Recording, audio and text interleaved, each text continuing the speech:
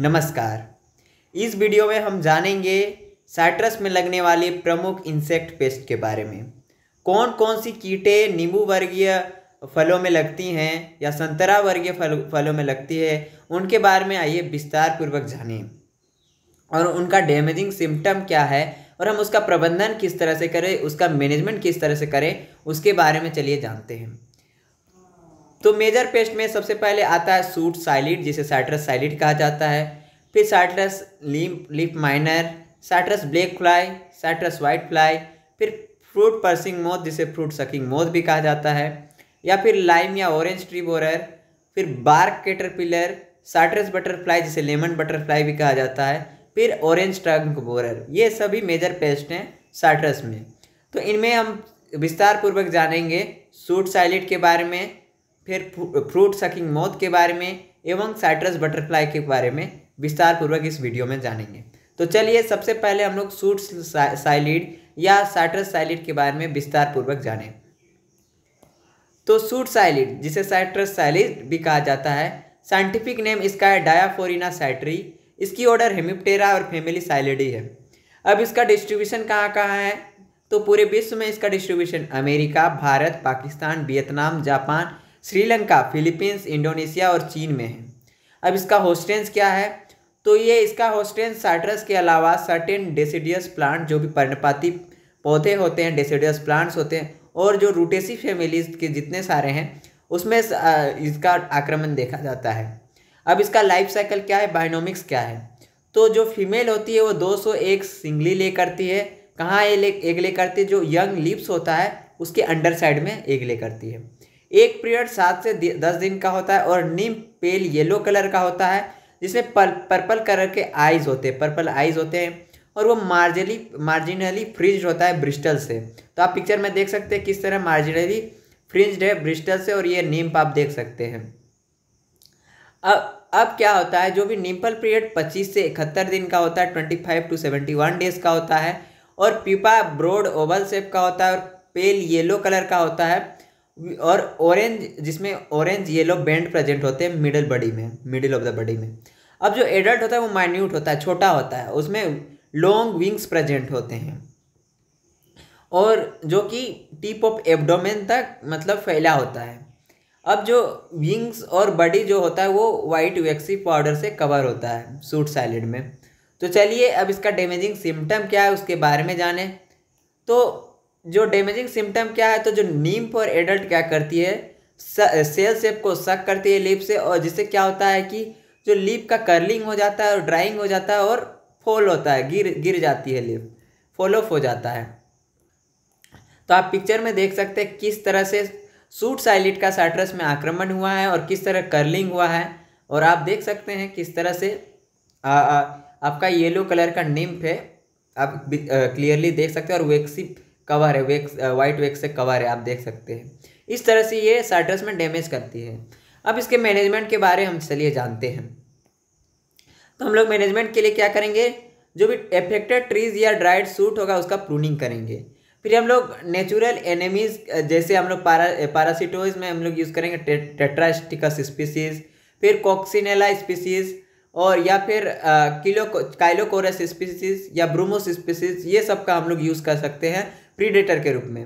फिर हम लोग ज़रूरत पड़ने पे इंसेक्टिसाइड का भी यूज़ कर सकते हैं, जैसे नीम सीड कलरलेक्सेट, जो कि बोटनिकल इंसेक्टिसाइड है, 5% हम लोग इसका यूज़ करेंगे, या फिर नीम ऑयल का यूज़ करेंगे, स्प्रे करेंगे, या फिर डाइमेथोएट का यूज़ करेंगे, या फिर हम लोग इमिडाक्लोप्रिड का भी यूज़ कर सकते हैं। इस तरह, और हम लोग कब छिड़काव करेंगे, तो ड्यूरिंग मार्च और सितंबर में हम लोग 2 बार इसका छिड़काव करेंगे। इस तरह से हम लोग सूट साइलिड या साइट्रस साइलिड का हम लोग मैनेजमेंट करते हैं। अब चलिए हम लोग विस्तार पूर्वक जाने नए पेस्ट के बारे में, जो कि फ्रूट सकिंग मोथ है या फ्रूट प्रेसिंग मोथ है। तो इसमें 3 तरह की स्पीसीज लगती हैं आपका फ्रूट सकिंग मोथ का। पहला है ओथेरिस मेटरना, दूसरा है ओथेरिस फ्लोनिका, और तीसरा है ओथेरिस एंकिला। इसकी ऑर्डर लेपिडोप्टेरा और फैमिली इसकी नॉक्ट्यूडी है। अब इसका डिस्ट्रीब्यूशन क्या है, तो इसका डिस्ट्रीब्यूशन पूरे भारत में है, पूरे इंडिया में है। अब इसका host citrus, mango, grapes, Apple में भी देखा गया इसका होस्ट, ये इसकी होस्ट है। अब चलिए इसके बारे में, इसके बायोनोमिक्स क्या है, इसका डैमेजिंग सिम्टम क्या है, उसके बारे में विस्तार पूर्वक जाने। तो जो क्या होता है कि जो एग होता है वो राउंड होता है, ट्रांसलूसेंट एग होता है। वो ले होता है वाइल्ड प्लांट्स पे या वीड्स पे, जैसे टिनोस्पोरा या फिर कोकुलस स्पीसीज या कोकुलस हिरस्टुस, ये सब में, या साइट्रस ऑर्चार्ड में ये एग ले करती है, जो भी फ्रूट सकिंग मोथ है। और एक पीरियड 2 सप्ताह का होता है, 2 वीक्स का होता है। और लार्वा जो होता है वो सेम्यूलिपर होता है और उसमें स्टाउट एपियरेंस होते हैं, मतलब वो बहुत ही तगड़ा होता है, मतलब मजबूत एपियरेंस होता है उसका। और जो उसमें डोर्सल हम प्रेजेंट होता है लास्ट सेगमेंट में, आप पिक्चर में देख सकते हैं।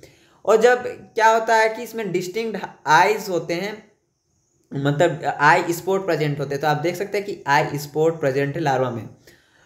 अब फिर क्या है कि जो उसका जो वेलवेटी डार्क ब्राउन बैक होता है उसको क्रिप्टिक बनाता है। क्रिप्टिक मतलब कि ये छिपा हुआ, मतलब अगर कहीं आपको, अगर ऑर्चर्ड में है तो आपको दिखाई नहीं पड़ेगा, मतलब इसको छिपा हुआ दिखता है, मतलब आप पहचान नहीं सकते हैं। अब जो फुल ग्रोन लार्वा है वो अगर हम लोग उसको हम लोग डिस्टर्ब करें तो वो स्नेक मतलब पोस्चर में आ जाता है। तो आप देख सकते हैं किस तरह ये स्नेक पोस्चर में है। अब इसके 5 स्टार होते हैं और ये जो लार्वाल पीरियड 4 वीक का होता है, 4 वीक्स का होता है। प्यूपेट कहाँ होता है तो प्यूपल केस में होता है, जो कि सॉइल पार्टिकल और लीफ पीसेस से मिलकर के बना होता है। अब प्यूपा थिक होता है, डार्क रेडिश ब्राउन कलर का होता है। प्यूपल पीरियड 2 वीक्स का होता है। इस तरह से इसका लाइफ साइकिल कंप्लीट होता है। अब हम लोग चलिए जानते हैं कि इसका डैमेजिंग सिम्टम क्या है। तो जो एडल्ट मोथ होता है वो पर्स करता है फ्रूट पे, मतलब छेद बनाता है, होल बना, मतलब पर्सिंग करता है। और पर्सिंग करने के बाद उसको सक करता है, जो भी जूस होता है उसको सक करता है। और उससे क्या होता है कि कैरेक्टरिस्टिक पिनहोल डैमेज फ्रूट में आ जाता है, आप देख सकते हैं पिनहोल डैमेज। और उसमें बैक्टीरियल और फंगल इन्फेक्शन ग्रो होता है। तो आप पिक्चर में देख सकते हैं कि किस तरह बैक्टीरियल और फंगल इन्फेक्शन आप देख सकते हैं फ्रूट्स में। अब जो भी फ्रूट होता है वो पूरी तरह से येलो में टर्न हो जाता है, येलो और फिर ड्रॉप हो जाता है ट्री से वो गिर जाता है। तो आप देख सकते हैं किस तरह फ्रूट ड्रॉप हुआ है ट्री से, और ये प्री मैच्योर हो जाता है, प्री मैच्योर फ्रूट बन जाता है, मतलब पहले ही मैच्योर हो जाता है। और सीवियर केसेस में क्या होता है कि पूरा, मतलब पूरी तरह से फ्रूट का लॉस हो जाता है। तो आप पिक्चर में देख सकते हैं किस तरह मोथ मतलब आपका सक कर रही है फ्रूट से जूस को। तो इस तरह से फ्रूट सकिंग मोथ डैमेज करती है साइट्रस में। तो अब चलिए इसके मैनेजमेंट के बारे में जानें। तो हम लोग क्या, क्योंकि हम लोग को देखे कि एग लेइंग हो रहा था वीड्स में, तो जो भी वीड होस्ट है जैसे कोकुलस हुआ या कोकुलस हिरस्टुस हुआ या फिर जो भी साइट्रस ऑर्चार्ड हुआ वीड्स प्रेजेंट होते हैं उसको हम लोग डिस्ट्रॉय करेंगे। फिर हम लोग स्मोक का अप्लाई करेंगे एडल्ट मोथ को रिपेल करने के लिए। फिर हम लोग, क्योंकि ये इसके, फिर हम लोग लाइट ट्रैप का यूज़ कर सकते हैं। फिर हम लोग क्या करेंगे कि जो फ्रूट होता है, क्योंकि फ्रूट पे शक करते तो हम लोग फ्रूट को हम लोग कवर करेंगे परपोरेटेड पॉलीबैग से। फिर हम लोग फूड ल्यूअर्स का यूज़ करेंगे, जैसे रोटेन टोमेटोज का यूज़ करेंगे फूड ल्यूअर्स के रूप में, ताकि वो कलेक्ट हो जाए और हम उसको किल कर सकें। फिर हम लोग बेट का यूज़ कर सकते हैं, विथ मोलेसेस या जगेरी बेट, मतलब हम लोग को विथ खाना के माध्यम से हम लोग उसको अट्रैक्ट करेंगे। और बेट प्लस मेलेथियन का हम लोग बनाएंगे मिक्स करके, और उसको हम लोग अट्रैक्ट करेंगे माउथ बोतल में हम लोग लगा करके। पर एक बोतल पर ट्रीज हम लोग पर 10 ट्रीज हम लोग टाई करेंगे इस तरह से। अब हम लोग जो फॉलन फ्रूट होगा उसको हम लोग मतलब डिस्पोज कर देंगे। और जो कि हम लोग को क्या करेगा कि जो कि डिस्पोज इसलिए करेंगे क्योंकि जो फॉलन फ्रूट होता है वही अट्रैक्ट करता है मॉथ्स को। अब हम लोग ज़रूरत पड़ने पे कार्बाराइल का 2.5 kg का यूज़ कर सकते हैं, 50 WP का 1000 लीटर पानी में घोल करके 1 प्रति हेक्टर हम लोग मैच्योर फ्रूट पे छिड़काव कर सकते हैं। इस तरह से हम लोग फ्रूट सकिंग मोथ का मैनेजमेंट कर सकते हैं। अब चलिए जानते हैं साइट्रस बटरफ्लाई के बारे में, जिसे लेमन बटरफ्लाई कहा जाता है। तो इसमें भी 2 स्पीसीज है, पहला है पेपिलो डेमोलस और दूसरा है पेपिलो पोलिटस। इसकी ऑर्डर लेपिडोप्टेरा है, इसकी फैमिली पेपिलियोनिडी है। इसका डिस्ट्रीब्यूशन पूरे वर्ल्ड में है, पूरे ऑल ओवर द वर्ल्ड, और अफ्रीका और greater part of Asia, Thailand और जापान में है। अब इसका ऑस्ट्रेन साइट्रस और अदर रूटेसी प्लांट्स में भी है, और इसको एगले मॉर्मोलस प्लांट में भी देखा गया है। बेल के पेड़ पे भी, जो बेल का पेड़ होता है वहाँ भी इसका आक्रमण देखा गया है। आप देख सकते हैं किस तरह एडल्ट दिखाई देती है। अब जो है इसका बायोनोमिक्स क्या है, तो एक फीमेल एग ले करती है मतलब कितना एग ले करती है, तो 183 पेल येलो कलर का एग ले करती है, 2 to 3 एग्स एग ले करती है, ग्रुप में एग ले करती है। और इसका एक पीरियड 6 से 8 दिन का होता है। आप एक देख सकते हैं किस तरह पेल येलो कलर का है। और जब भी जो जो भी अर्ली स्टार होता है वो बर्ड ड्रॉपिंग की तरह दिखता है, बर्ड ड्रॉपिंग की तरह दिखाई, जो अर्ली स्टार किस तरह दिखाई देता है, तो बर्ड ड्रॉपिंग की तरह, जिस तरह बर्ड जो होती है वो अपने मतलब जो उसका जो पार्ट होता है, जो एक्सक्रिएटा होता है या फिर वेस्ट पार्ट होता है जो वो झाड़ती है मतलब अपने बॉडी से, उसकी तरह दिखाई देता है। अब जो grown up larva green colour का होता है जिसमें हॉर्न लाइक स्ट्रक्चर होता है। आप देख सकते हैं ये आपका ग्रोन अप लार्वा है। लार्वा पीरियड 8 से 16 दिन का होता है और ये समर में, और 4 वीक्स नवंबर से दिसंबर में होता है। अब जो लार्वा ईट करता है अपने एक्सयूवी को भी ईट करता है। जो ये एक्सयूवी जो होता है वो अपना जो कास्ट होता है, पहला जो स्किन जो आप मोल्टिंग से जो कास्ट होता है, मोल्टिंग के द्वारा जो कास्ट वो रिलीज करती है, उस कास्ट पे भी वो फीड करता है। अब जो फुल ग्रोन लार्वा वो स्पिन्स करता है, गडल बनाता है अराउंड ए बॉडी, और प्यूपेट्स ऑन ट्यूब, और ट्यूब पे ही वो प्यूपेशन करता है।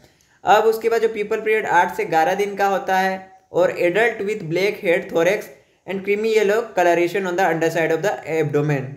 जो एडल्ट होता है वो ब्लैक हेड का होता है और उसका थोरेक्स क्रीमी येलो कलरेशन में होता है under side of the abdomen. आप इस तरह देख सकते हैं, यहाँ आप देख सकते हैं किस तरह से आप दिखता है ये एडल्ट उसका। अब जो विंग डल ब्लैक कलर का होता है आपने देखा, फिर ऑर्नामेंटेड विथ येलो मार्किंग और ब्लैक क्लब उसमें एंटीना होता है। इस तरह से उसका लाइफ साइकिल कंप्लीट होता है और उसका बायोनोमिक्स इस तरह से आप इसके बायोनोमिक्स को जान सकते हैं। अब इसका मैनेजमेंट डैमेज किस तरह करता है और उसका मैनेजमेंट किस तरह कर सकते हैं, तो आइए जानते हैं। तो इसका डैमेजिंग सिम्टम क्या है। तो जो यंग लार्वा होता है वो upper surface of lips feed करता है, जिससे क्या होता है कि लिप लेमिना से margin to from margin to midrib, lip lamina पे फीड करता है मार्जिन से मिडरिप की ओर। आप देख सकते हैं कि लिप लेमिना पे फीड किया है, फ्रॉम मार्जिन टू मिडरिप ये फीड किया है, और ये रहा आपका उसका लार्वा। अब जो ग्रोन अप लार्वा क्या करता है, वो मैच्योर लिप पे भी फीड करता है, जिससे क्या होता है डिफोलिएशन होता है। आप पिक्चर में देख सकते हैं किस तरह डिफोलिएशन हुआ है। तो इस तरह से ये बटरफ्लाई, लेमन बटरफ्लाई डैमेज करती है। अब इसका मैनेजमेंट हम किस तरह से करेंगे, तो हम लोग जो भी वेरियस पेस्ट का स्टेज होगा उसको नर्सरी, और जो भी नर्सरीज में उसको हम लोग हैंड पिक करेंगे। फिर हम लोग इंटोमोजेनियस फंगस का यूज़ करेंगे, जैसे बीटी का बेसिलस थ्रियोजेनेसिस 1 ग्राम पर लीटर निमोटेड यूज़ करेंगे। DD 136 का भी यूज़ कर सकते हैं, या फिर हम लोग नीम सीड एक्सट्रैक्ट का यूज़ करेंगे। फिर ज़रूरत पड़ने पर इंसेक्टिसाइड कार्बाराइड या इंडोसल्फान या क्विनालोफोस का यूज़ करेंगे, स्प्रे करेंगे अकॉर्डिंग टू रिक्वायरमेंट। इस तरह से हम लोग लेमन बटरफ्लाई या साइट्रस बटरफ्लाई का मैनेजमेंट करते हैं। हमने इस वीडियो में विस्तार पूर्वक जाना कौन सी साइट्रस में मेजर पेस्ट हैं, उसमें हम लोग साइट्रस साइलिड के बारे में जाने, फ्रूट सकिंग मोथ के बारे में हम लोगों ने जाना, एवं साइट्रस बटरफ्लाई के बारे में विस्तार पूर्वक जाना, और उसका मैनेजमेंट हम किस तरह से कर सकते हैं उसके बारे में हम लोगों ने विस्तार पूर्वक जाना। अब हम नेक्स्ट वीडियो में जानेंगे, नई इन्फॉर्मेशन के साथ आएंगे। धन्यवाद।